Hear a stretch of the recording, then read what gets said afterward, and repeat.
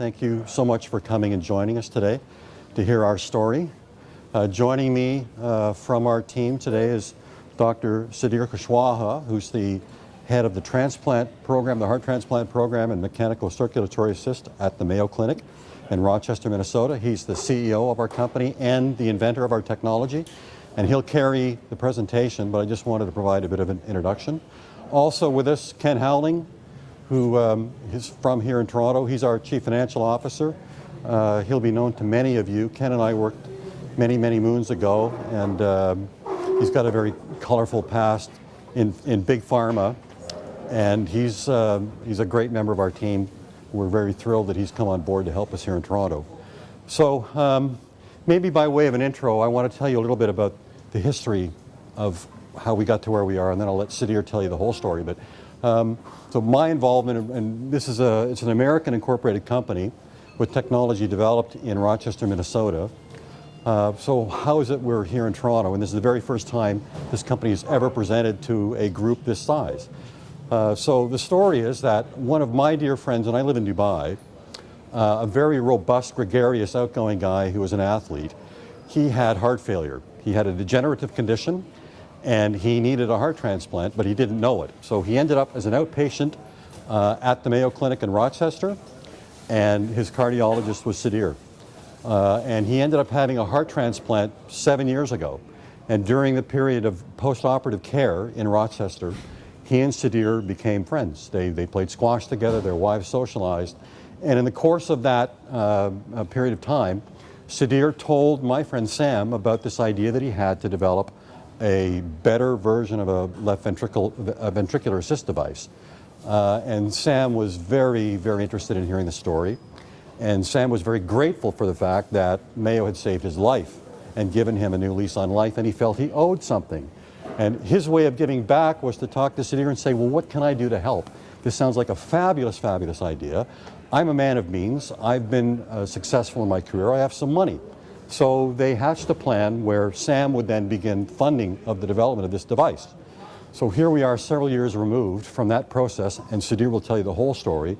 But we have issued IP in the United States, in China, in Europe. We have a prototype developed that has been used in an animal model. We have data that has established the proof of functionality of this device that hits all the KPIs that Sudhir had hoped to hit in the initial development phase. So this company has been entirely funded to date by my friend in Dubai to the tune of almost $2 million US. And we've reached the point where we need to tell the world about what we're doing. This company has been under everybody's radar screen. If you Google the name MI-VAD on the internet, you're not going to find anything. There is no website, but that's going to change shortly. There really is no information about our company. So that's why we're here today. This is the very first time we're telling the story to a public audience. We're thrilled to have you on board to listen to the story. We think you'll be impressed and excited.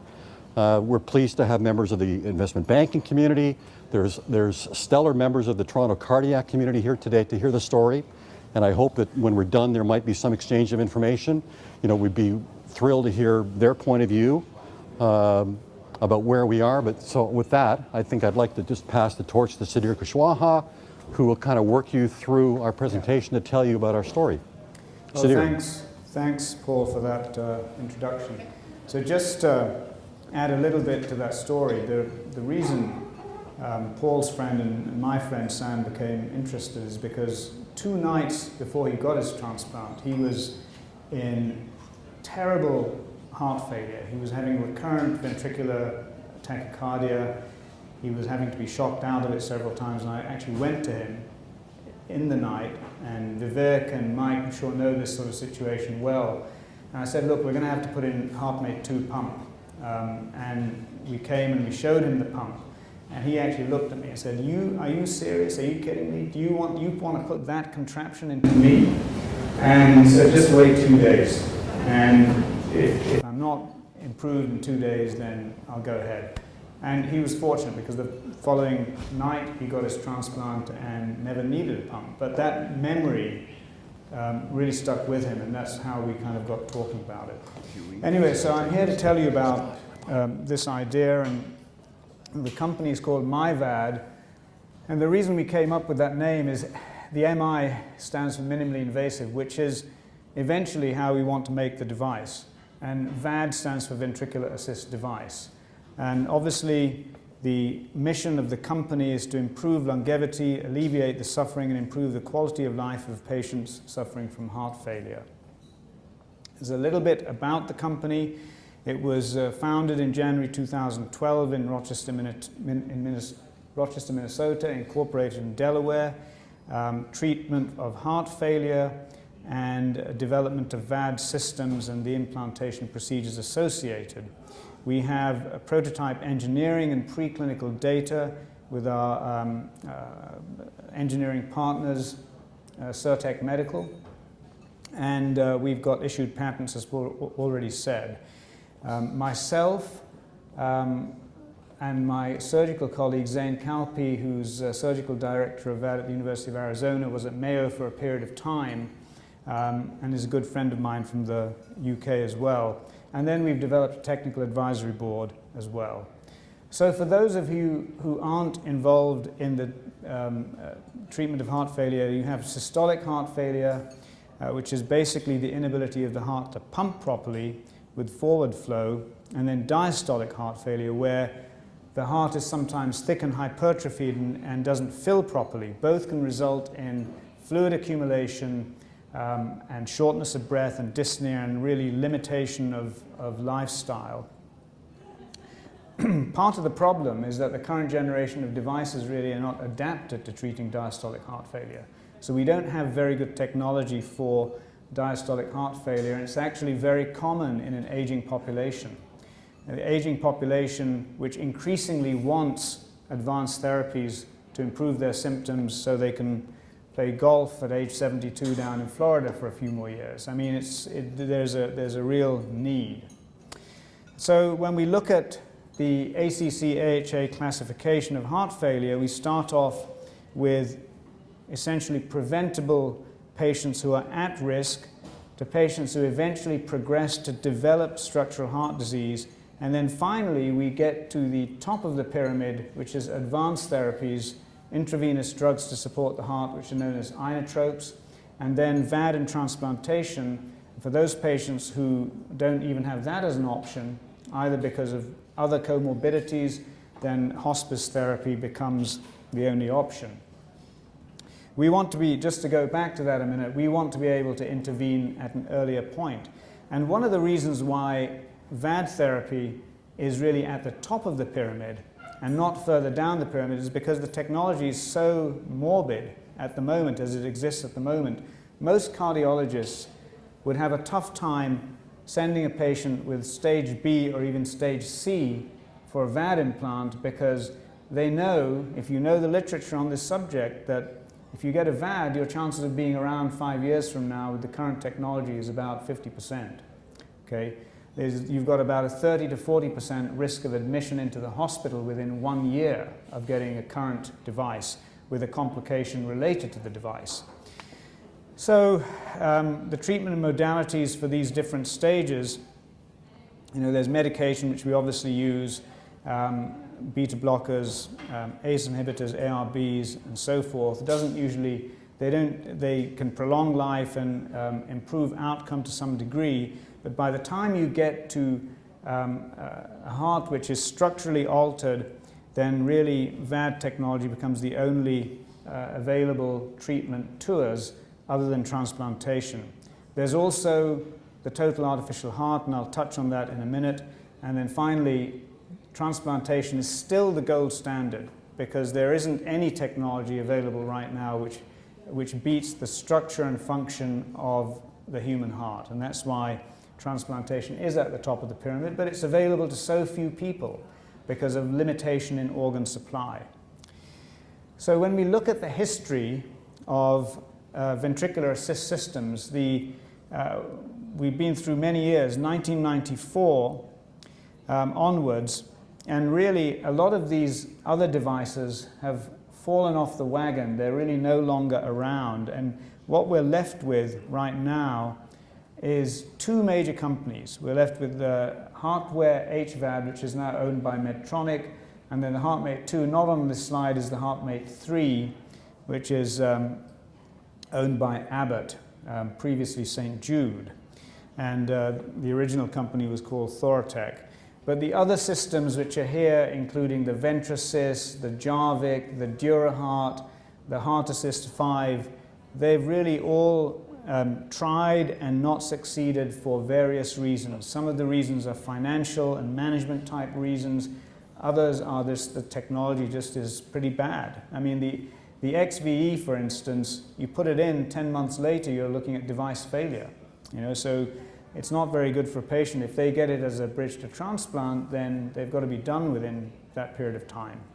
The HeartMate 2 and the HeartMate 3 and the HVAD have greater degree of longevity, but really the risk of complications in a relatively short period of time is quite high. So there's been an evolution, and if we look at the original NovaCore from 1994, that was a pulsatile system like the XVE, pusher plate type of system, pumping the blood. So a lot of mechanical moving parts giving rise to a failure rate which was relatively high. The NovaCore actually was a more durable device than the XVE.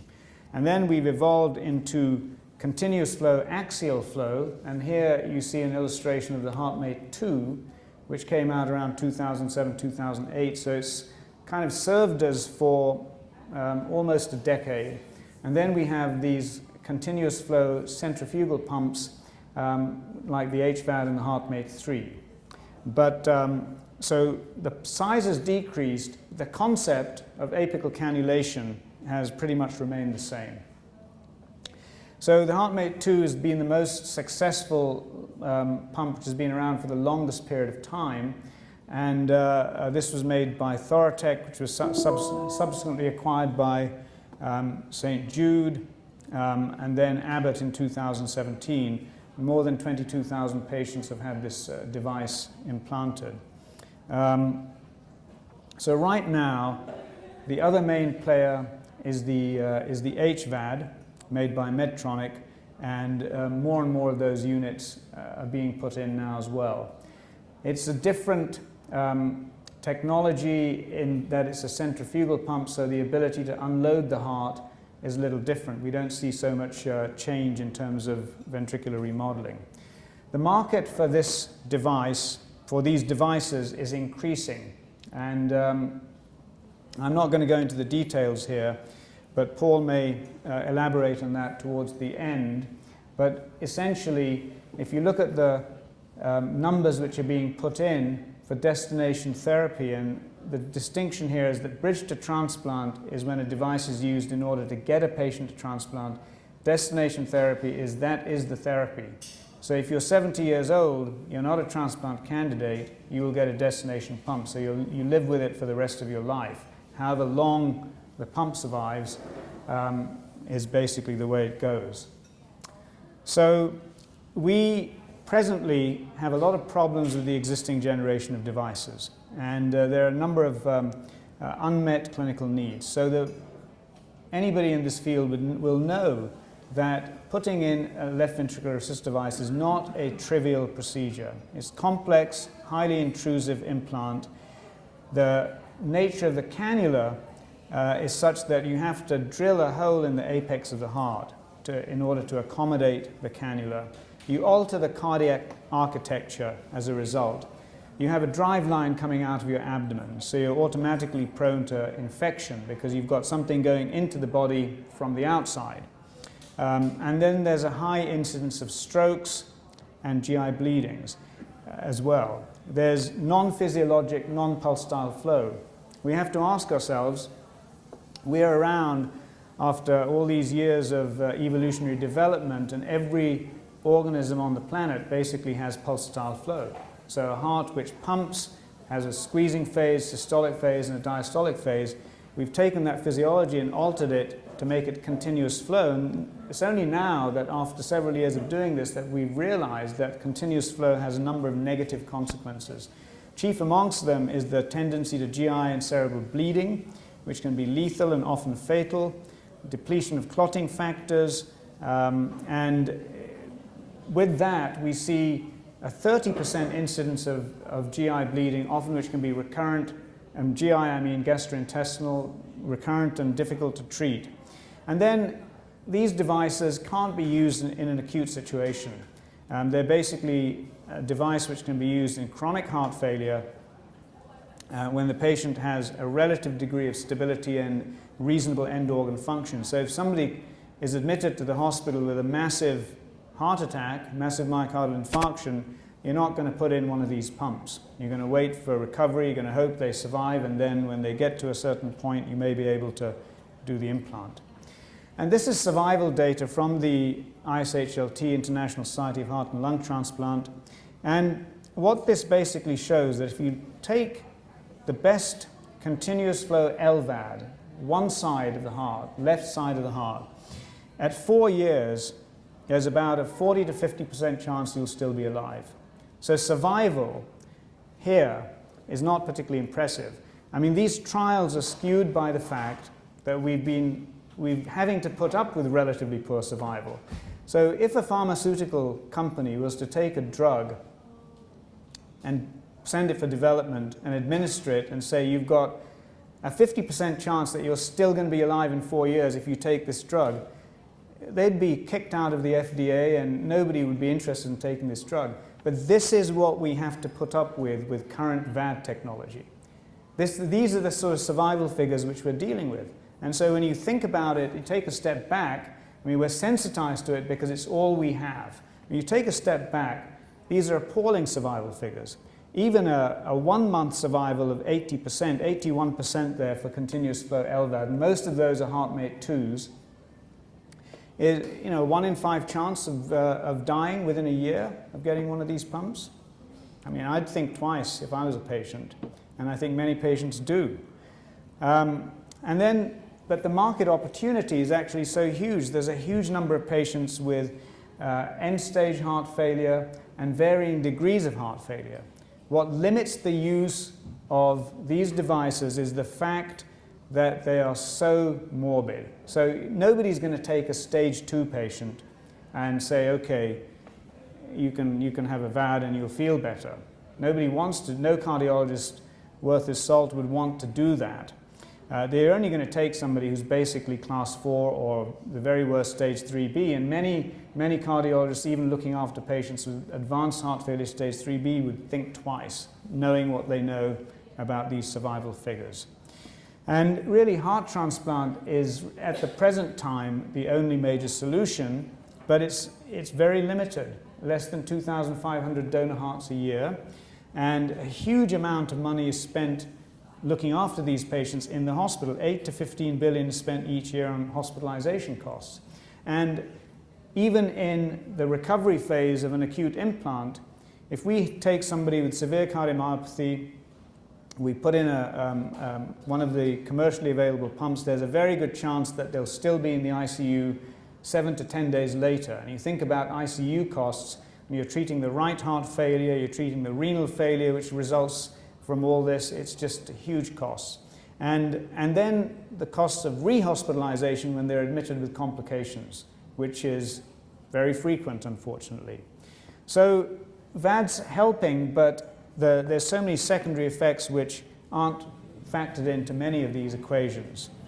So there is a huge market, and I think that if we have a pump or a device which changes the equation, makes it easier to put in, can treat all sorts of heart failure, and doesn't cause the comorbidities, then I think our shift in the market is that we're going to take patients who are less ill with heart failure and consider an earlier implantation in those patients. Currently not possible. And then just to touch on what else is out there, what else has been out there. So there's been various attempts at total heart replacement. The device on the left is no longer around. I can't even remember what its name was because it was so useless at the time. What we have here on the right is the Syncardia total artificial heart. And the controller, up until recently, even in our institution, this was the controller for the total artificial heart. Now they've miniaturized it, but honestly, this thing looks like something from the 60s, which it actually was, because the pump was developed in the 60s. It's a pneumatic system which we are still forced to use in certain situations. And to give you an idea, at Mayo we put in total of 16 total artificial hearts, and half of them died waiting for transplant, because at that time the only indication was bridge to transplant. So we used them because we were desperate, but they cause a lot of problems and they're not easy devices to use. So this is pneumatic technology from the 60s, which we're still using now, which is an appalling state of affairs. Now, this thing, the car mat, okay, looks actually like a car part. This is another attempt at a total artificial heart, which is being developed out there. And honestly, it's, in my opinion, who would want to put in something like this into the human body? Because you know just from the history of this technology that this is going to cause problems down the road. And it's not going to support patients in a durable fashion. This is another one, the Bivacor. A number of my surgical friends and colleagues have been doing work on this. It's had supposedly, good results, but again, it's not really the kind of solution which we're looking for end-stage heart failure. It may have a place, but again, it looks like a mechanical contraption which you just don't want to go anywhere near. If I was a patient, I'd run a mile before getting this thing put into me. I want to give an example of a 19-year-old girl who came in severe heart failure. She was close to death. We had to try and fix her problem. And so she went to Lyle Joyce, who I'll mention at the end, one of our cardiac surgeons, took her to the operating room and put in a couple of heart wear devices, the HVADs, one into the left ventricle, one into the right ventricle. It's not adaptive for the right ventricle. This is the chest x-ray. Here you see her ICD, which is a pacemaker and defibrillation unit, which she had before, and then the two pumps. But when you look at the view inside the chest, I mean, she's got two pumps sitting there in this relatively thin, frail 19-year-old. It's a mess. And you can see that it's a setup for subsequent disaster. So she was listed for transplant and unfortunately ended up dying of a cerebral bleed, which is one of the known complications of this type of technology. And so we were unable to save her life because we couldn't get her to transplant soon enough. But in a sense, the technology partially saved her life, but also killed her, And so we really need to do better than stuffing this kind of stuff into the chest cavity. So that's where we come along, and I just want to show this brief video. Congestive heart failure occurs when the heart is unable to pump enough blood to the body. It is most often caused by a weak and enlarged heart, but may also be caused by a heart that is small and restricted. Congestive heart failure may affect the left or right side of the heart, and often both sides. It is difficult to treat and may result in multiple hospitalizations. Introducing the MI-VAD pump, a minimally invasive ventricular assist device. The MI-VAD pump is a uniquely placed cardiac assist device that sits above the aortic valve for the treatment of left-sided heart failure, or above the pulmonary valve in the treatment of right-sided heart failure. The MI-VAD pump works in synchrony with the heart's natural rhythm to augment cardiac output and unload the failing heart, whatever the cause of heart failure. The device may be used singularly within the aorta, or it may be used singularly within the pulmonary artery. It may also be used dually, with one pump in the aorta and one in the pulmonary artery, both working together simultaneously to augment cardiac output for both sides of the heart when there is biventricular cardiac failure. The device is controlled through a pacemaker-like control unit with power source placed in a standard pacemaker pocket location with transcutaneous charging capability. Because of the unique placement and full internalization of the MI-VAD pump, there is no cannula to disrupt the ventricular architecture and no external lines, which minimizes the risk of infection. In situations where there are anatomic constraints, the MI-VAD pump may also be placed in a Dacron graft and anastomosed to the aorta or pulmonary arteries. When used in a graft, the distal anastomosis may be placed in any location deemed appropriate by the treating doctors to direct blood flow where needed. All these unique features of the MI-VAD pump not only greatly reduce the invasiveness of the implant procedure, but also the postoperative recovery time, ultimately resulting in a more convenient and comfortable lifestyle for patients.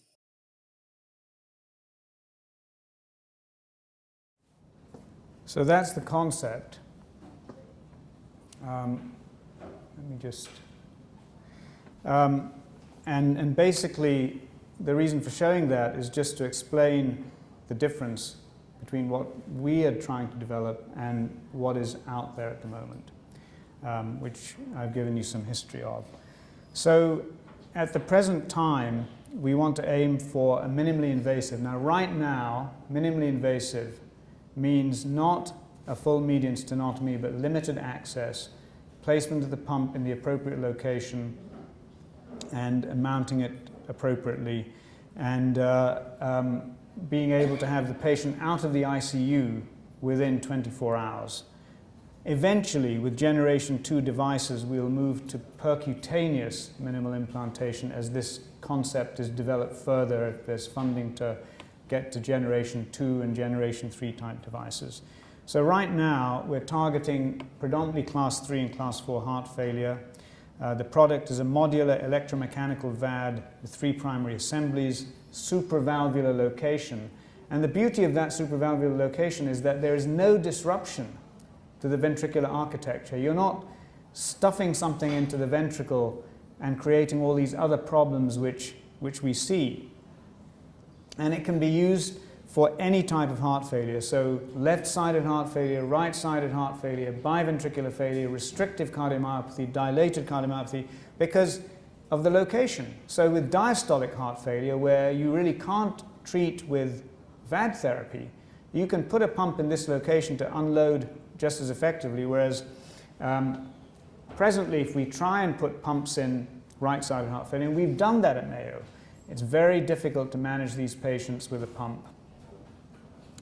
And so it's a mini thoracotomy, no stenotomy or cardiopulmonary bypass. And the system controller is placed in a pacemaker-like pocket. And the transcutaneous charging technology, when we looked at the power requirements with our, hold on a minute. Sure, hold on. Here we are. Yeah.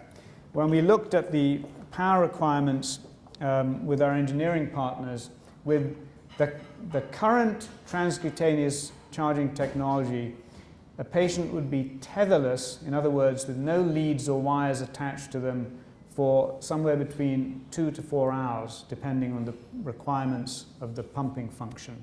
And that technology is off the shelf. I mean, it's being developed at a rapid rate by a number of companies, so that's not something our company is seeking to develop, because we don't need to develop it. We can license that. So we have got a prototype device. It's been tested in a live animal, in 3 animal models: sheep, in the aortic position, in the pulmonary position, and basically suitable for all sorts of heart failure.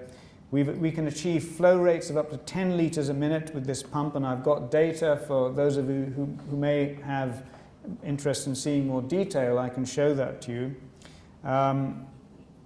And the power requirements are going to be markedly less than the current technology, because part of it, you think about it, the heart squeezes, pushes blood out through the aorta. Okay, what's the current technology doing? It's drawing blood away from where the heart normally squeezes, pushing it through a pump, and then pumping it up a cannula into the aorta, so you've got resistance all the way. Okay, that's the current paradigm. So we're putting a pump in the location where the blood is naturally going to go, and just helping to draw it up, kind of sucking it out of the ventricle, if you will, a ventricle which doesn't function very well. So the power requirements are markedly less in order to achieve the same levels of cardiac output. Pulsatility. So we have ECG gating. In other words, the device lead will pick up the electrical impulse, natural electrical impulse of the heart, and synchronize the rhythm so that the pulsatility is in phase with the patient's natural rhythm. Okay? So the current technology doesn't pay any attention to that. What the current technology does is it just pumps in a continuous fashion. It doesn't matter whether the patient's got a heart rate of 80 or a heart rate of 100, it's just, you know, pumping away. And with no sort of attempt to achieve any kind of natural physiologic flow. So we have physiologic flow, basically. So the patient will still have a pulse, okay? And so the speed and the pulsatility are aspects we can discuss, review. So these are the prototype devices which were used in the animal models. There's stent mounting. We have animal model videos which I can make available for anybody who's interested to actually see them. So there's the features and advantages are that there's no cannula, you're not disrupting the ventricular architecture in any way. Natural heart function, as I already said. So theoretically, and we don't have the chronic studies, but theoretically we shouldn't see the kind of problems we see with the current technology, which is notably the hemolysis, the destruction of the red blood cells, the tendency to pump thrombosis. Because it's a pulsatile pump, the natural tendency for thrombosis formation, we have an automatic backwash which tends to reduce thrombosis formation. Now, Abbott, with their HeartMate 3, have tried to build in an artificial pulse. It's not really a pulse because the changes very little, but the reason they've done that is because they know pump thrombosis is such an issue. And they've tried to create a backwash to prevent that.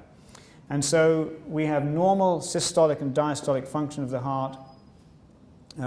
We don't have a lead coming out of the abdomen. The intent is that we'll have transcutaneous charging and programming diagnostics through smartphone or iPad type interface, and all the critical features and so forth we'll develop as we get closer to first in man, and we'll have a reduction in recovery time and better patient outcomes. Less time in the ICU, less time in the hospital, less admissions because of the comorbidities which we're going to be avoiding. So the advantages, I think I've already been through most of these. We don't affect the ventricular architecture, and eventually we'll be able to use on patients who are much less ill. There's a quantum shift in evolution because this is a completely new way of doing things compared to the existing platforms.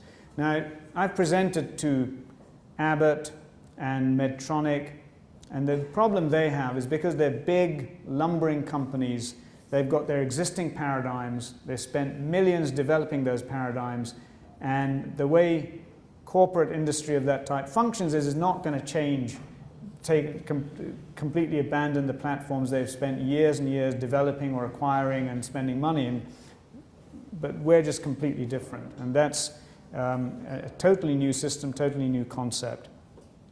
This is our first patent, but we've got multiple patents which have been filed, and we have ongoing filings. We've got very good IP firm in Chicago which has been doing the work for us, and so we've filed all the modifications. We've got protections basically in most of the countries, including China, Korea, Japan, Europe, UAE, and so forth. And one of our technical advisory board is Dr. Jim Antaki, who's the foremost blood pump engineer on the planet, I would say. He's currently at Cornell. He did the development work for our prototype. He is basically, his lab and his NIH grants are focused entirely on blood pump technology, and he holds the only chair in heart assist technology at Cornell presently, but he's been based in Pittsburgh, and he was involved in the phase 1 program. This is a quote from him: "I'm straining at my leash to apply lessons learned over the last 3 decades towards this truly superior disruptive heart assist solution. I'm exceptionally grateful for the opportunity to contribute to this worthy endeavor that will improve the quality of patients' lives who are suffering from advanced heart failure." One of my colleagues, Dr. Lara Joyce, who's also a good friend, was a surgeon at Mayo until relatively recently, but he left to become the chair of surgery in Milwaukee. He's been involved in VAD surgery for most of his career, and basically was the first assistant at the first total artificial heart implant back in 1983 or 84, Barney Clark, who some of you may remember from the news at the time. So he was the young first assistant, and since then he's been basically involved in most trials and has been a leader in this field for many, many years. And so up until recently, he wasn't Mayo, but recently left. He's co-authored a book on mechanical support. And this is a quote from him: "Surgeons have wished for a truly intracavitary blood pump for years, and the thought of a universal pump that can serve either the right or left side or both is a dream come true. I'm excited to have this opportunity to help bring this design to clinical fruition. It will be a complete game changer for mechanical circulatory support." So, and he and I have had many discussions over many years about trying to help patients with these terrible conditions. And he was the surgeon who, on that 19-year-old girl, took to the operating room that night. We saved her life, but in a sense, we didn't save it, as I said. With that, I'm going to hand over to Paul, who's going to talk to you about the next steps from a financial perspective in terms of accelerating development. Okay. Thanks. I don't know if you want this microphone. No, it's okay. I'll just stand here. So conceptually, we have no ambitions of trying to bring this into the marketplace ourselves. We're a small company. We're a technology development company. So our master plan for world dominance is to disrupt the existing paradigm of those two companies that have a duopoly that represent last year $1 billion worth of revenue. We're simply trying to create some friction. We're trying to create some competitive friction. So the idea is that if we can take this device to the stage where it's ready for human implantation, then we become a threat to the existing paradigm. We become a threat to Abbott. We become a threat to Medtronic. And there are others, I think, that have an interest in this space that would like to be in this space, but it costs a lot of money and a lot of time to be in this space. The people that have kindly agreed to host us here, Johnson & Johnson, they're certainly a candidate. They don't have an investment in VAD of a device like this. They could be a candidate for a takeover at some point. Boston Scientific is another large conglomerate that has an interest in this space that isn't currently in it. So we've targeted, there are at least 4 candidates so that we can take this device to the stage where it's ready for human implantation. We believe that we've done something significant and we'll create some interest and there'll be an exit. So to get to that stage, we need between $13 to $15 million. And we need to do between 50 and 60 chronic and acute animal studies. And we need to do a little bit of refinement to the device. But we believe we've taken most of the technical risk off the table for the pump. We've demonstrated it works. We don't need to make a lot of changes to it, but we do need to make some refinements. So $13 to $15 million US will take us to the point where we're ready to do human trials. So the concept is that over the next 36 to 48 months, we'll accomplish those steps. We'll raise that capital. I'm hoping that a significant chunk of that money can be available here in this community. You know, Sam, my dear friend who had the heart transplant and has funded this to this point in time, he doesn't have the wherewithal to invest another $13 to $15 million, and he's trusted Ken and I to work in this community and perhaps in the United States to find interested people to help support the program moving forward. We think we have something very significant. I mean, the reality is that the 2 existing devices in this space today were not developed by Medtronic. They weren't developed by Abbott. They were developed by small companies like MI-VAD. And through M&A transactions that are relatively recent, like less than 3 years when the last M&A transactions were done, the numbers are staggering. They're $1.1 billion, $3.1 billion, and there's 2 devices, 2 companies. It's a duopoly. The opportunity is significant. We think we've taken a lot of risk off the table. And we think we have something very exciting. We've built a fantastic team. We have great technology. We've only scratched the surface today. In the limited time we have to present to you today, we haven't been able to tell you the whole story. These are the highlights. We have other people that are involved in the team. They're world-class technology people in their own right. I'd love to tell you all about them at some point. We're expanding the team. So we have a technical advisory board. You've seen the bios of 2 of those members. There are 3 other gentlemen. We're looking for other people. There are a couple of members of the Toronto cardiac community here today, and we're thrilled that you're here.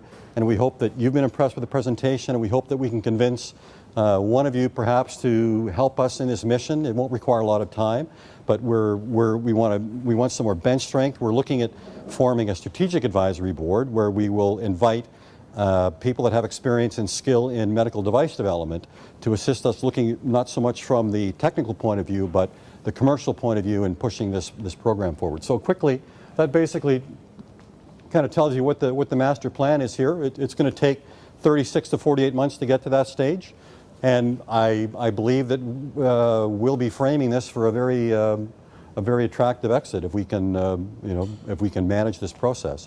Beyond that, if we can't attract interest, then where would we go from that point? Well, certainly we'd look for more money and we'd begin the process of managing the human investigational trials ourselves, but we really have no interest in doing that. We don't aspire to be Abbott, we don't aspire to be Medtronic. We want to feed them this sexy, attractive technology, and they're interested. Sudhir referred to the fact that he's had conversations with them, and they're interested, but they say, you know what, do your animal studies, bring the data to us. We're very interested in this.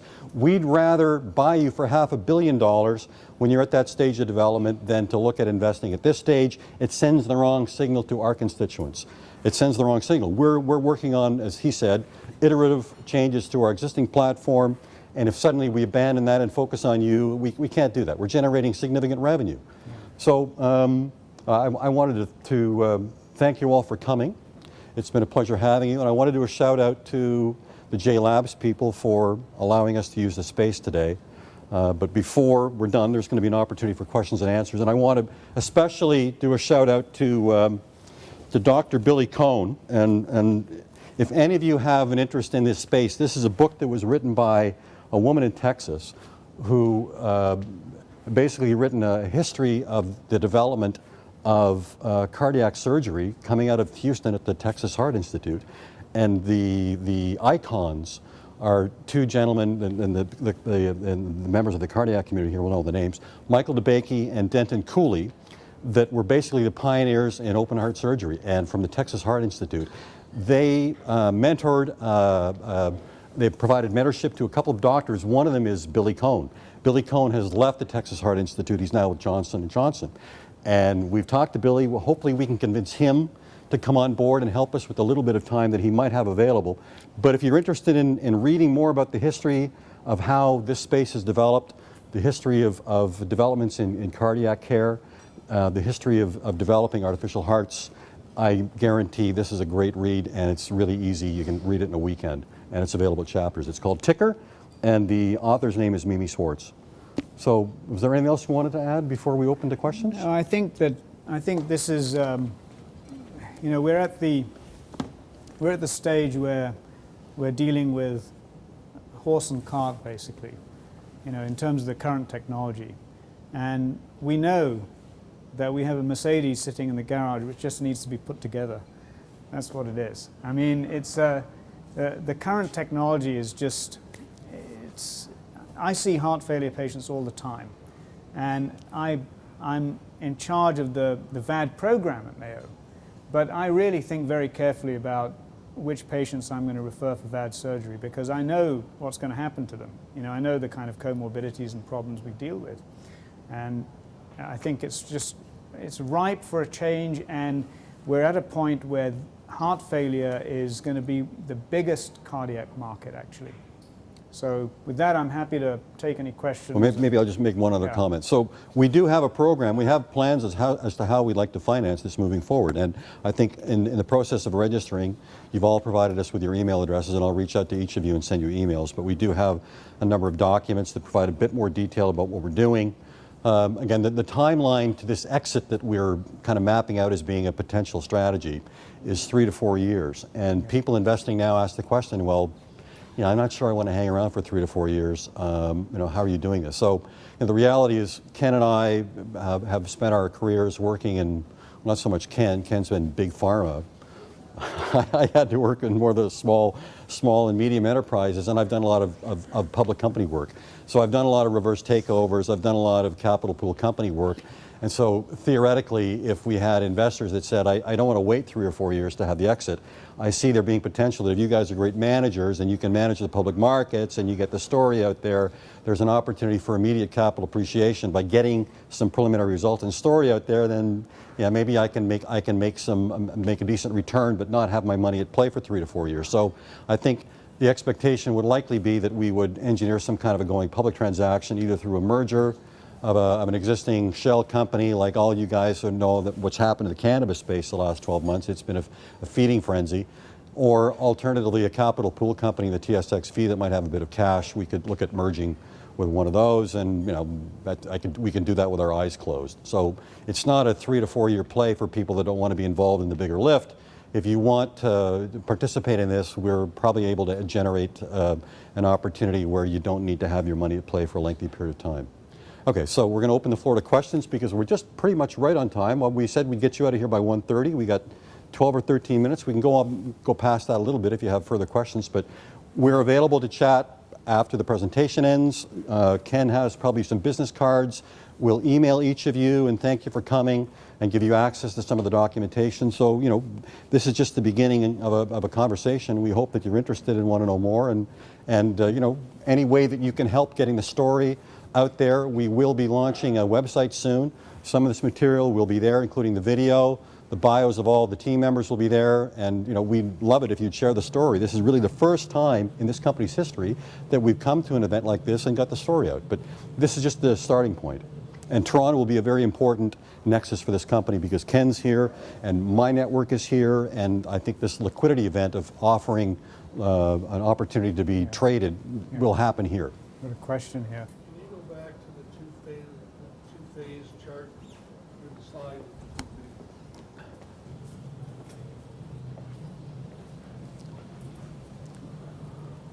This one? Yeah. Your phase 2 outline. I don't understand what's going on with that $7 million from the way it's articulated there.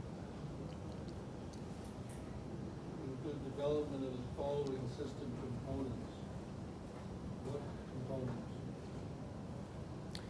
What's going on in that $7 million expenditure Right, so to add value? yeah, so here's the situation. I mean, so we have, when we worked with Certec, our engineering partner, they built 6 prototypes, okay? And these prototypes, we used 4 of them during the animal studies. I'm in possession of 1 functioning prototype, which I don't have with me, but for somebody who's in... You're not wearing it. Huh? You're not wearing it. No, I'm not. And then another one failed during, there was a structural issue with it. But so above and beyond those prototypes, we don't have any other existing pumps. So when we go back to Certec, we will need to hire an engineering team, and some of them will be the same engineering team, and then we'll need to go back and they will need to go back and start manufacturing the different components and a whole set of second generation prototypes, if you will, which will be used for chronic animal studies. Now, when I say chronic, I mean that the pump will be implanted in a sheep or a calf model and left in place functioning for a period of time, which might initially start out at a couple of weeks and extend out to 3, 4, 5, 6 months to see what kind of structural problems we're dealing with and what iterations and changes need to be made to the components to provide optimal pump function with the decreased number of complications, which are going to be inevitable for anything which is put into the human body. You have to expect that there's going to be some problems. Now, we know a lot because of the existing technology, and we know a lot from the development of the prototype. But we want to have a system which you can put into the body and you can leave there and know that it's not going to be prone to various problems. So it's going to be very critical work, this phase 2 work, in terms of refining the components, changing the shape of the stator and the nature of the motor, and all the different aspects which go into a long-term device which is going to be inside the human body for a significant period of time. In the animals that you've done, Yeah. what was the length of Well, these were acute. Yeah, these were acute studies. So they were not studies where we were aiming to leave them in for any length of time. We had 2 days in the operating room. We had a couple of surgeons, including my surgical colleague Zane and another surgeon we hired. We came in. The first day, we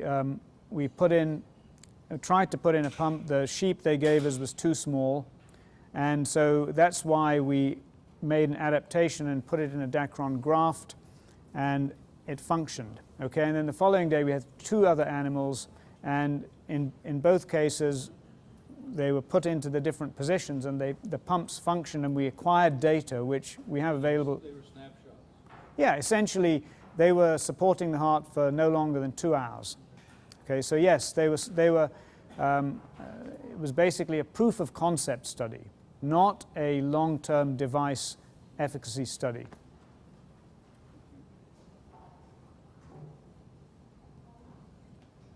So the 11 million.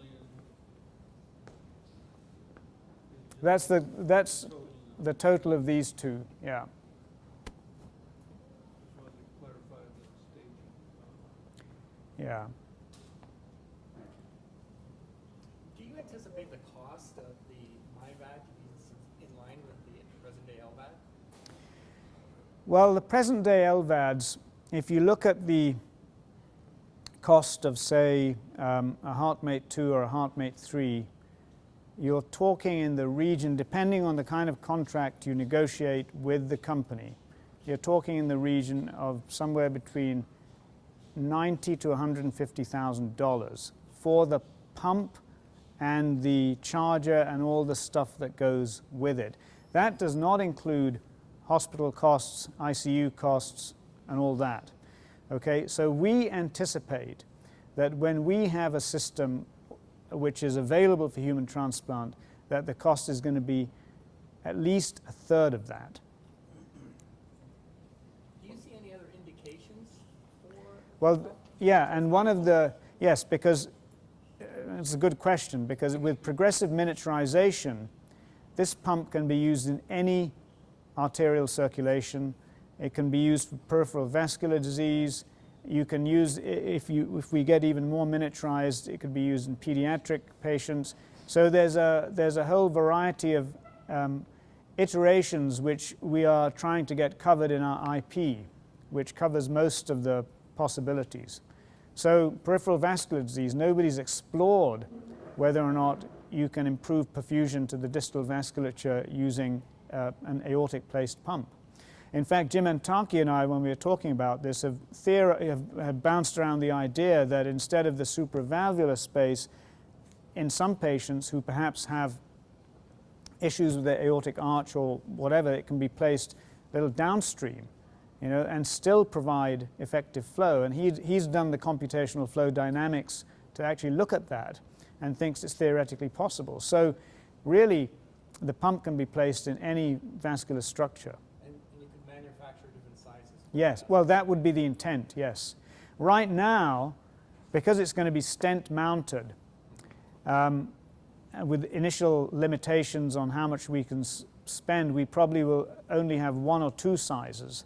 But eventually there will be a whole spectrum potentially available. But see, I don't think that's our job. If we get acquired by a company like J&J, that's the kind of investment they will put in to develop a whole series of products based around this concept.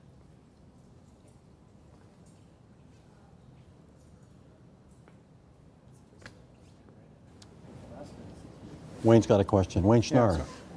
What ultimately, once you get into humans, is the structure of the trials?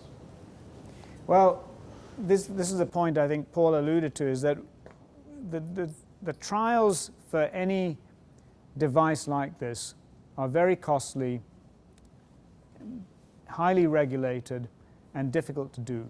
So you're looking at a cost of around 30 million for instance, a trial like the HeartMate 3 trial, which has recently been done. So we don't see that as our job. We're not aiming to conduct the trial. We are aiming to get to a point where we have a a durable implant which is ready for human implantation, which can then be acquired by a bigger outfit who can conduct the trials. Because, I mean, that's not the kind of infrastructure we have. I mean, right now, we're basically just, you know, a few people trying to get money to get this to the next level. So thinking about the clinical trials is just premature. But eventually, of course, that will need to happen. Anything like this is going to have to go through clinical trials. But there are ways to do first-in-human implantation in Europe, in South America, where you can take a prototype and you can get your first-in-human data and present that. You can't really do it in North America, unfortunately. But there are, I mean, Eastern Europe, huh? In Canada we can. In Canada, well, there you go. There you go. So that's a possibility. I ask the question because for whoever's going to eventually step in, Yeah. knowing what comes after on the path to regulatory approval, it's important to be able to judge that you're getting in a series of points along that path to that point that you are creating which then will trigger that company to buy. Yeah. So, So once we have first-in-man data, okay, I think that it's going to become evident to the big players that this represents a real shift, a real evolution in the idea of ventricular assist. And I think then we'll just wait and see, because then who in their right mind, if you have a well-developed system doing what I've said it can do and doing what it will do when it's developed at that level, who will want to put in a HeartMate 3 or an HVAD? You know, I think it would be crazy to use that sort of device when there's something superior available. And so I think then it's just a matter of time before one of the big corporates acquires MIVAD. So there's no opportunity in the work being done and the devices in the market today for you to, for your technology to be insinuated into any part of their functionality to enhance their modus operandi? Not really, because they are committed to the whole concept of apical cannulation of the ventricle and diversion of blood flow in the way it's done. And so it's very, you know, minor adaptations like that X-ray I showed of the young woman where you can try and put it in the right ventricle.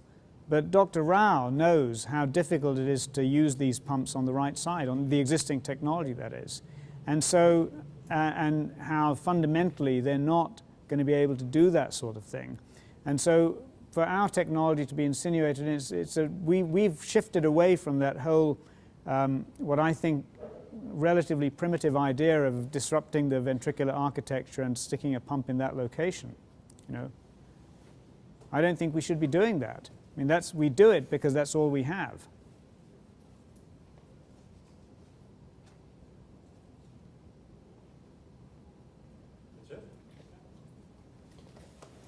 Oh, thank you. Thank you. Invited me, but my name didn't